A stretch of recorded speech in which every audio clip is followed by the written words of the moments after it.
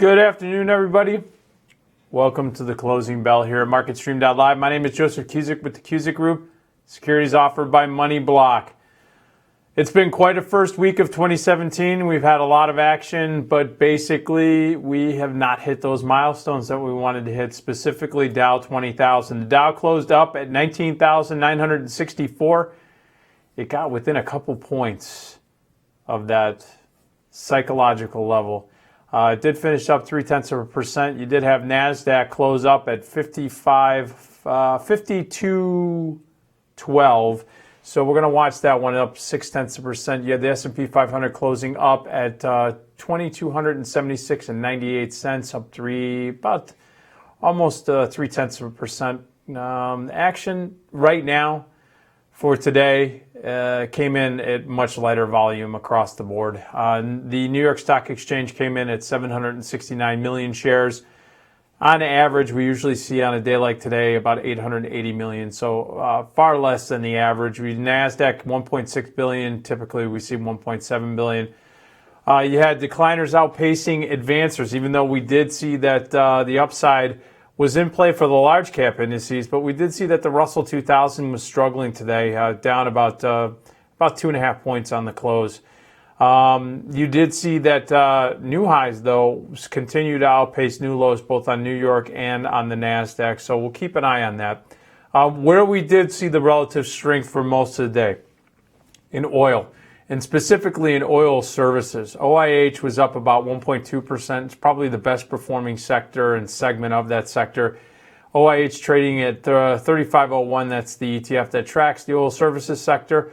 We also saw that the broker-dealers ETF, IAI, was up about almost 1.1% today. I always point out that while the traditional banks and other types of financial institutions come under pressure because of the fluctuation in the interest rate curve, bottom line is you look for opportunities where others might not be looking, and the brokers could be. Take a look at IAI over the weekend. Look at the stocks that make up that particular ETF. That could give you some ideas.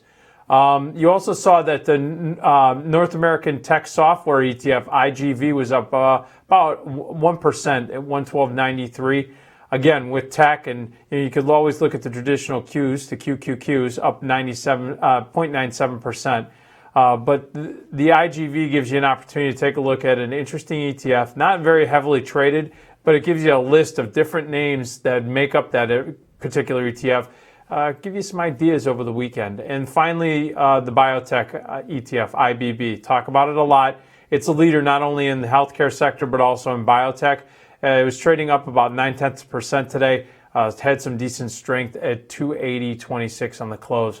Where we continue to see weakness is in gold and basically anything related to gold and metals. The junior gold miners, GDX, down 5.28% again today. We see silver and silver miners, SIL was down about 5.19%. We see the S&P's metal and mining ETF, XME, down about 2.42%. And we also saw steel down. SLX was down 2.1%. This is very interesting. You know, we do have the President-elect Trump, his inauguration is coming up in about a week or so. Should be very interesting to see how his infrastructure plays are going to play out. But there was some profit taking going into the end of this first trading week in January of 2017. We also continued to see some weakness in the currency areas, specifically as the dollar started to firm up during the day. We saw the Japanese yen. Take a look at FXY over the weekend. That's an ETF that you can look at for the yen, down 1.28%. And we also saw the British pound down about 1.4% on the ETF FXB. That's a great way if you don't have access to the currencies or you're not currently following them. You can use those ETFs to follow the currency markets, especially with the recent strength in the dollar, weakness in the global currencies. This is a great way that you can actually add that exposure to your account.